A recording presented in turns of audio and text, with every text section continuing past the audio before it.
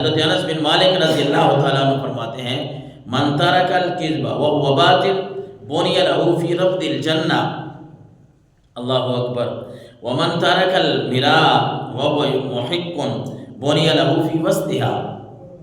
بڑی خوبصورت حدیث مبارکہ ہے ترمذی شریف کی 1993 نمبر پہ کہ رسول اللہ صلی اللہ علیہ وسلم نے فرمایا اگر کوئی بندہ جھگڑا کرے، اچھا حق پہ نہیں ہے، جھگڑا کر رہا ہے حق پہ نہیں ہے لیکن جھوٹ نہیں بول رہا ہے، باطل پہ، حق پہ ایک بندہ نہیں ہے، غلط ہے، سادہ لفظوں میں سمجھو کہ وہ غلط ہے، سیدھے راستے پہ نہیں ہے، لیکن من ترک الکذب، اس نے جھوٹ چھوڑ دیا، جھوٹ نہیں بول رہا، بات جو کر رہا ہے وہ سچی کر رہا ہے چاہے وہ حق پہ نہیں ہے، رسول اللہ صلی اللہ علیہ وسلم نے فرمایا بنی لہ فی ربض الجنہ، اگر یہ جھوٹ کو جھگڑے کے وقت چھوڑ رہا ہے نا اور ہے بھی باطل پہ، تو اللہ کے نبی نے فرمایا جنت کے اطراف میں کناروں میں اللہ اس کو گھر عطا فرمائے گا جھوٹ کے چھوڑنے کی وجہ سے۔ اور اگر وہ بندہ من ترک المراء وهو محق، اگر حق پہ ہے پھر جھگڑا چھوڑ رہا ہے، یہاں جھگڑے کی بات ہے، جھوٹ کی بات ہے، رسول اللہ نے فرمایا بندہ حق پہ ہے، اسے پتا ہے کہ میں سچا ہوں لیکن وہ جھگڑا چھوڑ رہا ہے، اسے پتا ہے بھئی یہاں جھگڑا کرنے سے کیا ملنا ہے، کیا فائدہ ہے، بس رسول اللہ صلی اللہ علیہ وسلم نے فرمایا بنی لہ فی وسطها، ایسے بندے کو اللہ جنت کے درمیان میں گھر عطا فرمائے گا،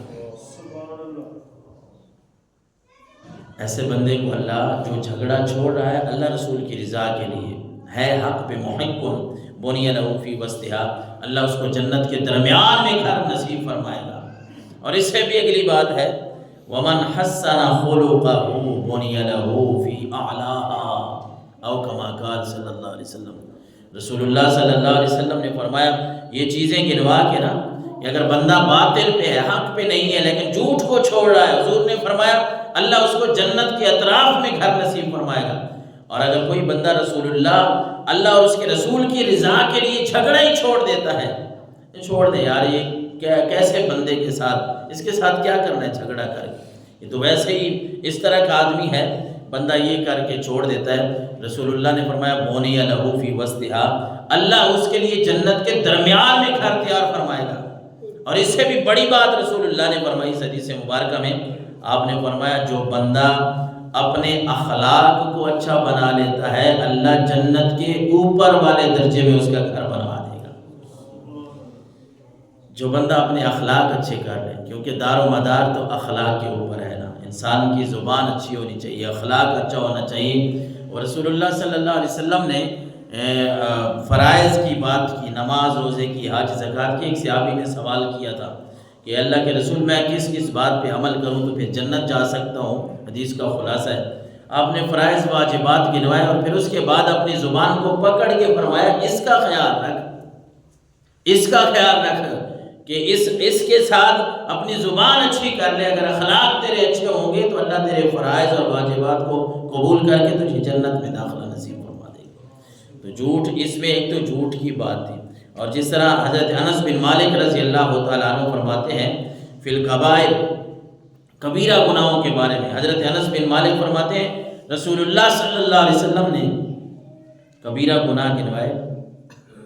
مختلف حدیث میں آپ صلی اللہ علیہ وسلم نے مختلف باتیں فرمائی۔ اس حدیث میں حضرت انس فرماتے ہیں الشرک باللہ، اللہ کے رسول صلی اللہ علیہ وسلم نے فرمایا لوگوں اللہ کے ساتھ شرک کرنا یہ بڑا گناہ ہے،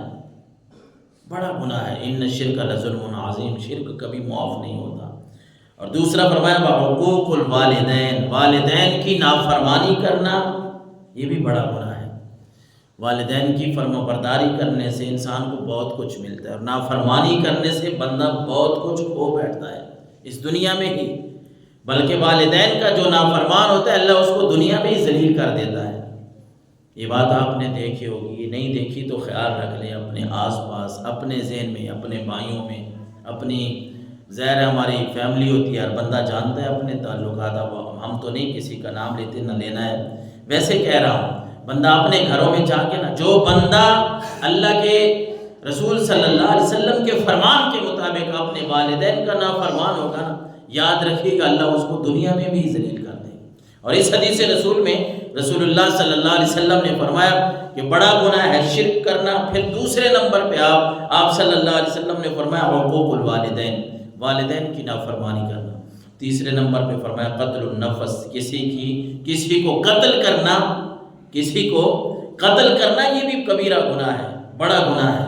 اور چوتھے نمبر پہ اس حدیث مبارکہ میں فرمایا قول الزور، جھوٹی بات کہنا، جھوٹ بولنا یہ بھی بڑا گناہ ہے۔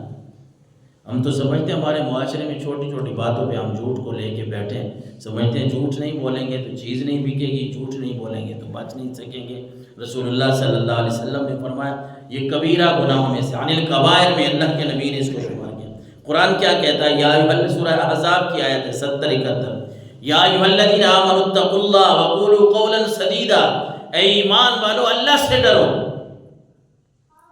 قولوا قولا سدیدا، جب بھی بات کرنی پڑے سچی بات کرو، سچی بات کہو، اللہ سے ڈرو۔ یصلح لکم اعمالکم ویغفر لکم ذنوبکم، اپنے اعمال کو درست کر لو، اپنے اعمال کی اصلاح کر لو، تم اعمال کی اصلاح کر لو، اللہ تمہارے گناہوں کو معاف فرما دے گا۔